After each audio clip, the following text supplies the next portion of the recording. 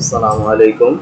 আশা করি সবাই ভালো আছেন। আমি আপনার জন্য নতুন আরও একটি টপিকস নিয়ে হাজির হলাম। টপিকসটা হলো আপনারা আপনাদের কম্পিউটারের বিভিন্ন ফোল্ডার কিভাবে সিঙ্গেল ফোল্ডার কিভাবে হাইড করবেন অথবা লক করবেন। তো আমরা প্রথমে আমাদের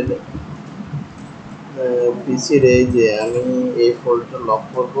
আমরা এটাতে রাইট বাটন ক্লিক করব, সিলেক্ট করে রাইট বাটন ক্লিক করব, তারপর প্রপার্টিসে যাব, তারপর সিকিউরিটি, দেন এখানে টু চেঞ্জ পারমিশন যে ক্রেডিট এটাতে এডিট করব।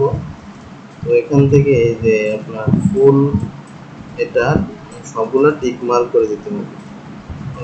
সবগুলো টিক মার্ক করে দিলাম। তো এখান থেকে এবার অ্যাপ্লাই বাটনে ক্লিক করতে হবে, ইয়েস, ওকে, আবার এটা ওকে করবেন। তো এটা ফোল্ডারটা এখন লক হয়ে গিয়েছে।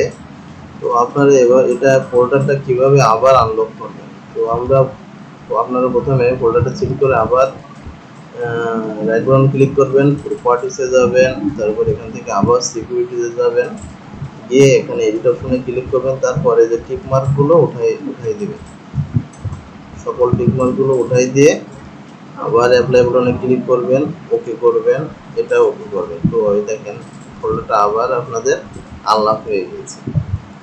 ভালো থাকবেন সবাই।